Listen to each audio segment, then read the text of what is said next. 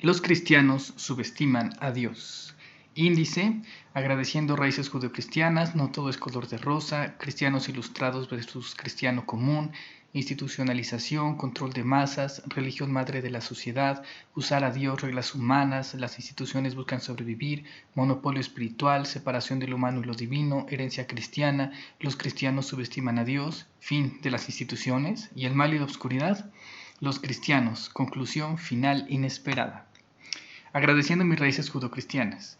Antes que nada, quiero agradecer encarecidamente que desde chico pude tener acceso a la información de la existencia de Dios y lo espiritual, conocimiento acerca de Dios y el alma, conocimiento de que no vivimos en una tontería sin sentido, sino en un diseño inteligente lleno de propósito y sentido, expandiendo mi horizonte a diversas maravillas, el amor, la luz, un sinfín de posibilidades y hasta paraísos.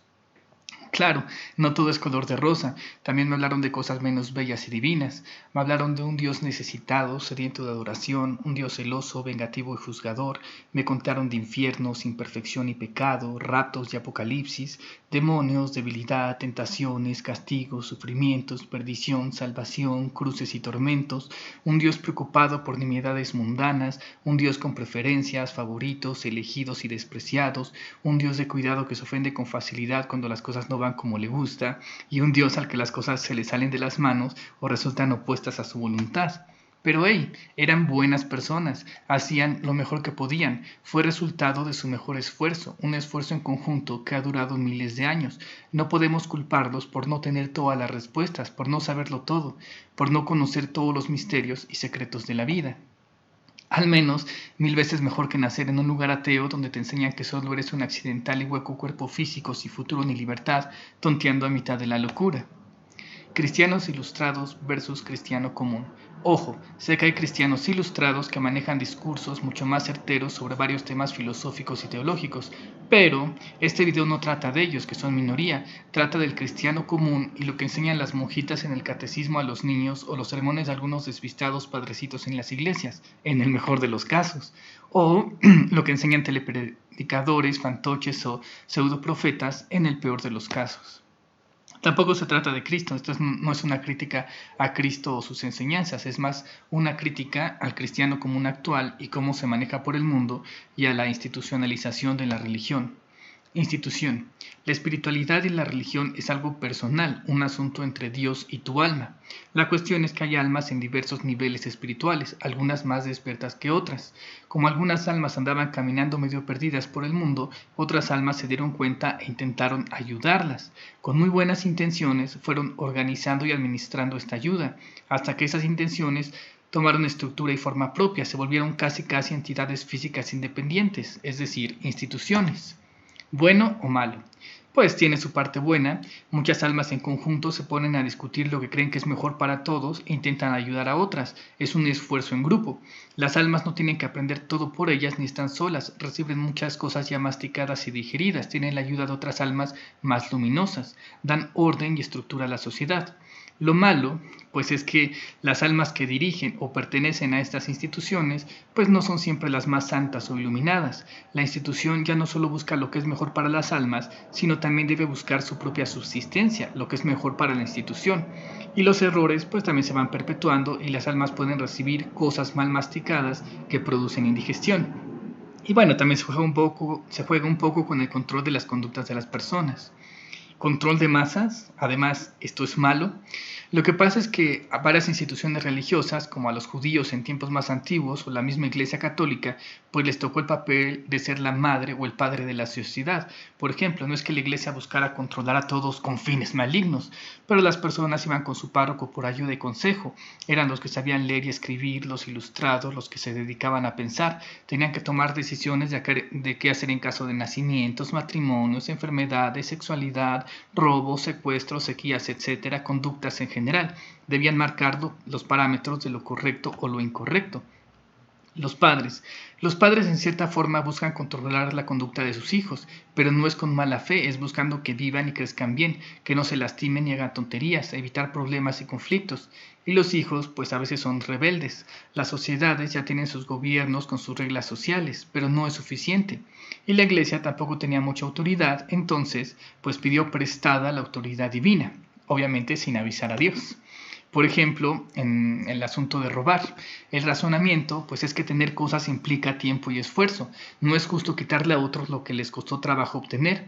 Y si las personas se roban unas a otras, pues se molestarán y vivirán en inseguridad, cuidando sus cosas todo el tiempo, poniendo seguros y candado a todo, vivirán enfadados y desconfiando unos de otros. Por tanto, pues es lógico que no hay que robar, pero no todos son tan racionales, dicen, ¿y qué si robo? Bueno, si te atrapamos te metemos a la cárcel, es una presión social, física, superficial.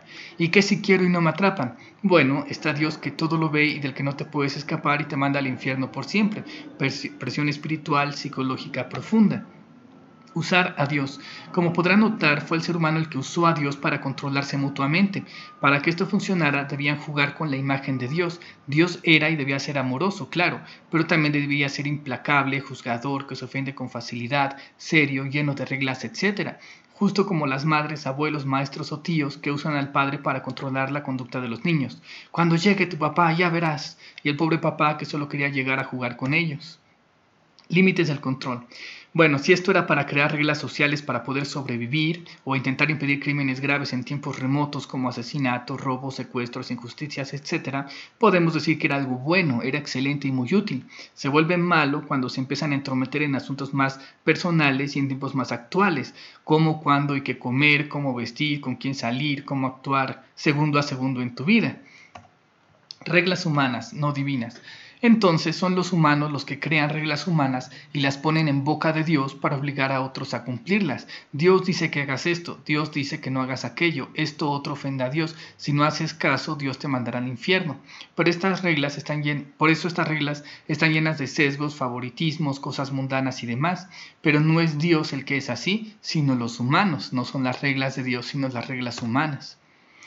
Ahora, las instituciones buscan sobrevivir. Recordemos que al institucionalizar la espiritualidad ya no solo importan las almas, ahora también importa la institución. Y nuevamente no es con malas intenciones. Si crees que la institución está ayudando a otras almas, entonces hay que luchar por mantener viva esa institución. Así las instituciones humanas cayeron en cosas poco espirituales o teológicas, pero que eran necesarias para su continuidad. Por ejemplo, transmigración del alma. Los primeros cristianos creían en la transmigración del alma, la reencarnación, pero si tienes muchas vidas y muchas oportunidades para cometer errores, madurar y corregirlos, eso no sirve mucho para controlar la conducta de otras personas. Debe ser algo más dramático, algo más definitivo. Debe ser una sola vida, una sola oportunidad. Si fallas, infierno; si aciertas, paraíso. Y no importan las situaciones tan radicalmente diferentes entre una vida humana y otra, los caminos de Dios son misteriosos. Confesión e indulto. El problema es que con el tiempo, si eres tan drástico y condenas a muchos, pues también los empiezas a perder control sobre ellos. Si ya me fui al infierno, si ya valí de todos modos, pues ahora puedo hacer lo que me venga en gana porque ya no importa. Entonces, pasando por la institución, puedes tener una segunda oportunidad si te confiesas o si pagas un dinerito. Purgatorio. Pero luego vuelves a perder control. Las personas hacen lo que quieren porque después se confiesan o pagan y santo remedio. Entonces, purgatorio. Sí, no te vas al infierno, pero tampoco tienes pase directo al cielo, así que no abuses de la confesión o el indulto. Y así es como las instituciones pueden inventarse cosas para perpetuarse. Monopolio espiritual. Y las instituciones ya no quieren solo ayudar a salvar otras almas y mostrarles el camino correcto, es decir, las ideas y conductas correctas, sino que ahora no puedes hacerlo tú solo. Solo la institución puede llevarte y decirte lo que debes hacer, y no cualquier institución, sino solo una. Las demás están mal. Los católicos son los originales y oficiales. No, se salieron del camino. Los calvinistas sí siguen a Cristo. Nada, que los ortodoxos son los oficiales. Esperen, los evangélicos interpretamos mejor la Biblia. ¿Qué dicen? Yo soy judío y Jesús ni siquiera era el Mesías esperado. Recordando que no lo hacían o lo hacen con malas intenciones, todo lo contrario, intentaban ayudar, creían que ellas sí hacían lo correcto. La gran tragedia. Separación de lo humano y lo divino. Y así las instituciones separaron al ser humano de Dios. Para poder llevar al ser humano a Dios, la salvación, pues primero tenían que decir que el ser humano estaba separado de Dios. Entonces, por un lado, allá muy muy lejos está Dios perfecto y guapísimo. Y por otro lado, lejos, lejos, algunos han dicho que hasta infinitamente lejos estás tú, ser humano torpe, malo, pecador, que no merece nada. Y en medio está la institución en turno como única intermediaria para llevarte a Dios. Herencia judeocristiana. Así los cristianos actuales no solo heredaron a Cristo, Dios, el alma, etc., también heredaron todos los demás errores producto de la institucionalización, reglas inventadas y abuso de la religión, etc., lo que ha distorsionado gravemente su visión acerca de Dios y lo divino, y es por eso que los cristianos actuales subestiman a Dios. Los cristianos subestiman a Dios. Creen que Dios es un pésimo creador. Si te burlas de la creación, te burlas del creador. Si crees que el ser humano es malo, imperfecto, pecador, te estás mofando del creador, pues fue Dios quien creó al ser humano y toda su vida. Y el ser humano, aun con todo lo que implica, sigue siendo una gloriosa maravilla. ¿Acaso los cristianos se atreven a decir que Dios se equivocó o hizo algo mal? Creen que Dios es impotente, pierden el control y se ve frustrado.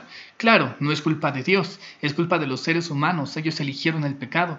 Dios quiere que todos se salven, pero por el libre albedrío no todos lo harán. Así que Dios no consideró la variable del pecado en su plan. ¡Qué torpe!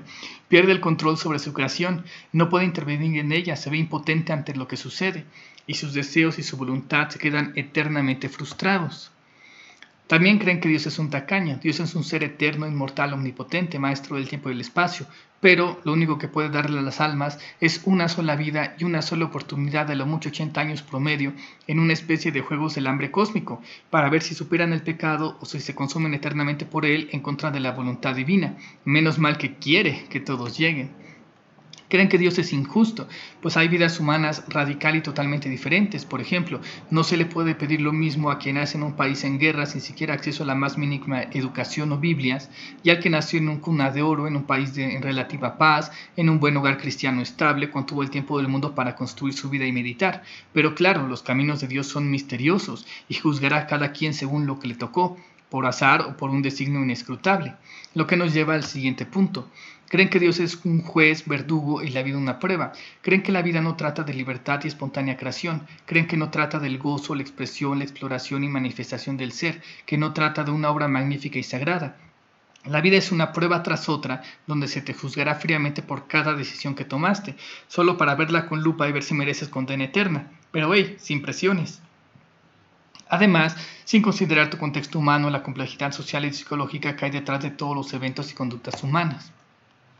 Creen que Dios no es el ser supremo. Desde este enfoque no solo existe Dios que lo es todo. Creen que por un lado está Dios y por otro está el ser humano, que es algo separado y ajeno a Dios. Así Dios no es el ser en sí, sino es un ser entre muchos seres.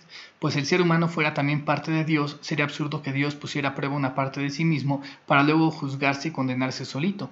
Toda la fantasía de las religiones institucionalizadas no sería posible desde la unidad. Solo en la ilusión de separación es que un alma perdida podía creer estas locuras de juicios, condenas, salvaciones, castigos. Creen que Dios es el peor comunicador del universo. Para un ser que pueda abrir los cielos y hacer tronar su voz o meter ideas directamente en tu mente, parece que no sabe mucho de ciencias de la comunicación. Supuestamente tiene mensajes importantes y los escribe en un compendio de libros viejos, algunos literales, otros literarios, otros literosos, todos revueltos de maneras confusas y difusas, que además solo pueden ser interpretados por historiadores expertos en hermenéutica y exégesis, y ni entre ellos se ponen de acuerdo. Nada, que créeme, si Dios quisiera que supieras algo, ya lo sabrías.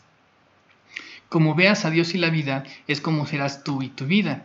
Lo que decides ver se refleja en ti. Si crees que toda la vida solo se trata de juzgar actos, de poner castigos, de ganar premios, de ser una prueba, si crees que Dios es prejuicioso, celoso, vengativo, carcelero, torturador, entonces tú te convertirás en lo que crees. Te volverás una persona que juzga todo, que condena todo, que disfruta de los castigos de otros, rápida para delatar, y una mueca de felicidad se mostrará en tu cara cuando alguien reciba su merecido, esperando continuamente aprobación, recompensa y reconocimiento por tus buenos actos. Pues si Dios lo hace y ese es su ejemplo, es el ser ideal, el modelo a seguir, ¿por qué no deberías hacerlo tú mismo? Por eso muchos cristianos actuales tienen esa fama de ir por la vida juzgando, criticando y condenando a todos, de ser mojigatos, monopolizando salvaciones, señalando lo correcto y creyendo que hablan en nombre de Dios en todo momento. ¿Qué no trata de esto la vida, la ley y los profetas? Cristianos, mayor fuente de ateos en el mundo. Son las visiones primitivas y distorsionadas de muchos cristianos los que han alejado a las personas de Dios y su espiritualidad. Hay muchos que no son ateos, sino más bien son acristianos. Sus críticas, más que filosóficas o teológicas, es a políticas y errores humanos, particularmente de instituciones humanas. Fin de las instituciones. Y si te digo que no necesitas nada para llegar a Dios, Dios no es un ser lejano y ajeno, eternamente separado. Dios es todo, Dios está aquí en ti, Dios y tú son uno. Entonces, ¿dónde quedan las instituciones? Ya no tendrían que poner sus flores, prender sus velas, limpiar sus bancas, ya no necesitas al padrecito disfrazado cada día de colores distintos con sus apasionados sermones, ya no hace falta ese rosario, esa estatua sangrante o esa imagen piadosa. Y si te digo que ya estás salvado, que eres perfecto tal y como eres, que el paraíso es tu único destino, que Dios solo es amor y libertad, que la vida es una herramienta para la exploración del ser, creada para que Dios y las almas puedan explorar todo su potencial, para probar, experimentar, vivir, gozar y explorar todas las posibilidades del ser. ¿Por qué Dios debería juzgarte por tomar opciones que Dios mismo puso ahí? Entonces, ¿de qué servirían las instituciones? Y si te digo que Dios no perdona, pues ni siquiera existe algo que necesitara perdón, pero entonces, ¿y el mal y la oscuridad? Bueno, no existe el pecado, el infierno, los castigos, pero si hay algo que se les parece un poco, por eso el error se pudo perpetuar por tanto tiempo.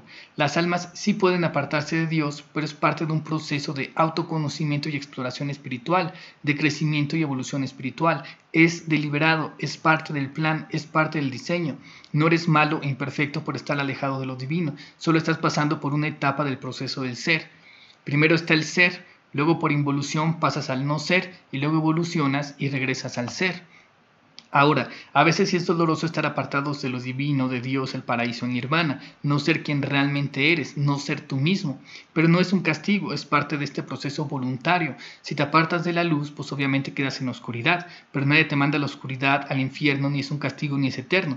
Claro, no solo hay luz y oscuridad, sino una infinidad de colores, tonos y matices entre uno y otro. En la vida humana hay todo un buffet de opciones entre los que puedes elegir.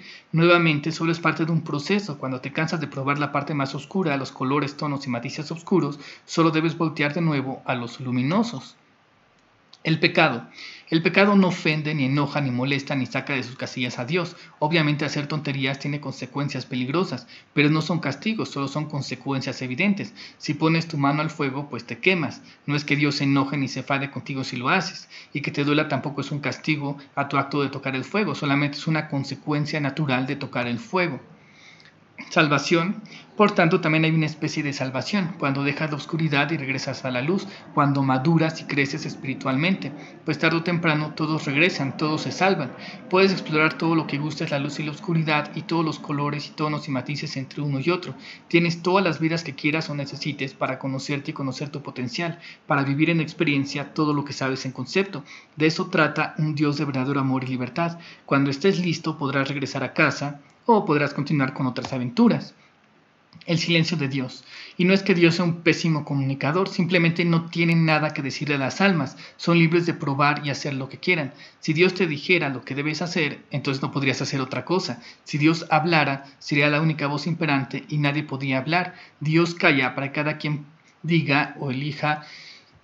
Dios calla para que cada quien diga lo que elija o quiera decir. Por eso Dios nunca da el primer paso. Claro que si un alma le pregunta, entonces Dios le contesta.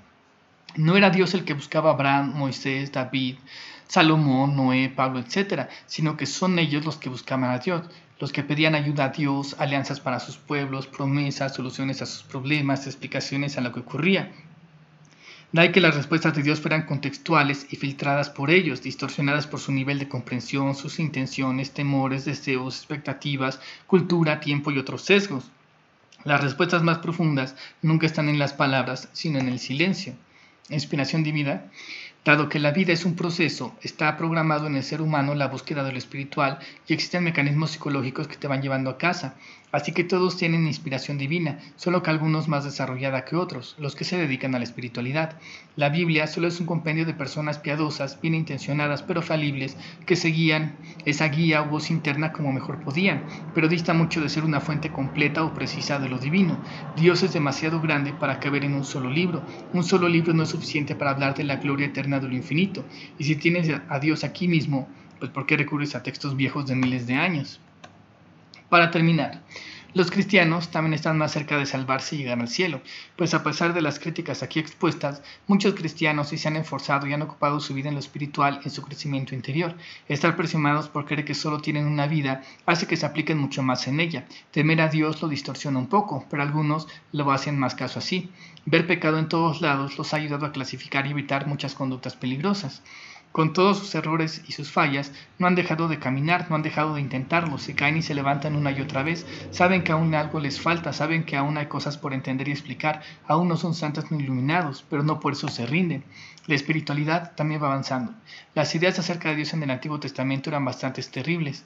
Tuvo que llegar el Nuevo Testamento para entender a Dios como un Padre amoroso, lo cual fue un reto para las personas de esa época.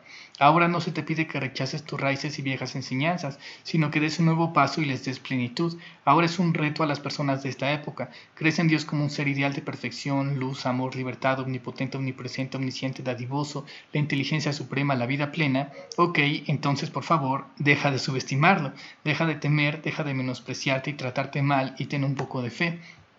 Y descuiden, no tienen que tirar sus templos ni sus instituciones, no los necesitan para llegar a Dios, pero no significa que no puedan usarlos y aprovecharlos. Es agradable tener un lugar donde poder sentarte a rezar, que huela bien, que tenga flores, jardines, que tenga decoración, donde se hable del tema y haya personas afines compartiendo en conjunto, donde puedas celebrar y agradecer la vida, disfrutando de los coros y los sermones, meditando sobre la existencia, intentando dar sentido a los eventos, intentando mejorar y canalizar nuestros actos a mejores versiones del mundo y de nosotros mismos.